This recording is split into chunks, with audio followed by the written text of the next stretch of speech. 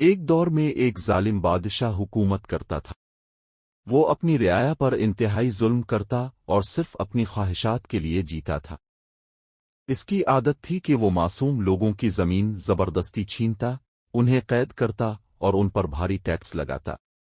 ایک دن ایک غریب عورت جو بادشاہ کے ظلم کا شکار ہوئی تھی، اس کے محل کے باہر آئی اور چیخ چیخ کر دعا کرنے لگی، میرے مالک، اس ظالم کا انجام دیکھنا چاہتی ہوں، میرے دکھ کا انصاف کر۔ بادشاہ اس بات پر صرف ہنس کر رہ گیا اور کہا، میری طاقت کے آگے کوئی کچھ نہیں کر سکتا۔ وقت گزرتا گیا اور بادشاہ کا غرور بڑھتا گیا، لیکن ایک دن اس کے محل کے اندر ایک اجنبی آیا جو ایک صوفی کے روپ میں تھا۔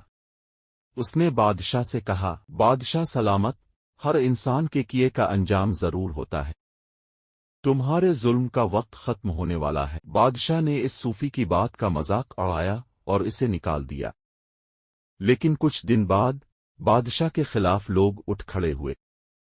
ایک قیدی کا بیٹا چھپ کر اپنی فوج بنانے لگا اور بادشاہ کے محل پر حملہ کر دیا۔ بادشاہ کے اپنے وزیر اور سپاہی بھی اس کے ظلم سے تنگ آ چکے تھے، انہوں نے اس کا ساتھ چھوڑ دیا اور باغی فوج کے ساتھ مل گئے۔